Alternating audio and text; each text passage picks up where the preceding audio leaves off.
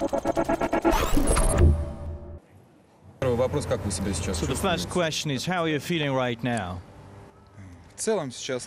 Overall, I'm fine. Our medics work wonders.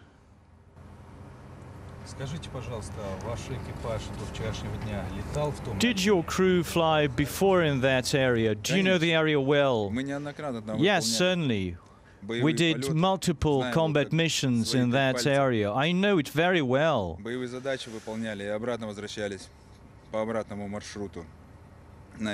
So we use this route to fly combat missions and then go back to the base. As a navigator, I know every height there. I can even navigate without instruments. Konstantin, they say that 1 kilometer in time-wise for a military pilot is just 1 second. Could this have happened that you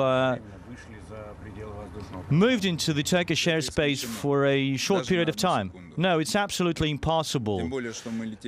Even for a second. We were flying at an altitude of 6,000 meters. The weather was really clear, and as we in our pilot banter say, it was clear 1,000,000 kilometers by 1,000,000 kilometers. And so before we were hit, so we controlled the route, and I could see it very well on the map, and by the heights, by the mountains. So there was no threat of moving into the Turkish airspace.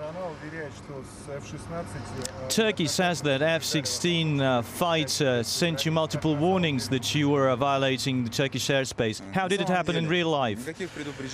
Actually, there were no warnings, either by radio or visually. There was no contact whatsoever.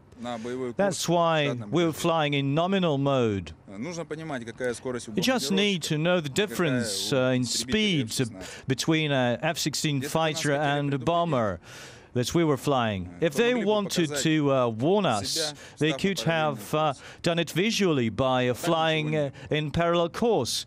There were no warnings whatsoever, and the missile hit the tail of our plane unexpectedly. We didn't see it visually in order to make a maneuver to avoid being hit. So what's about your health at the moment? What are your plans? I expect to be released as soon as possible so that I could go back to duty. I'll ask my officers to stay at this base. Someone has to pay for the death of the commander.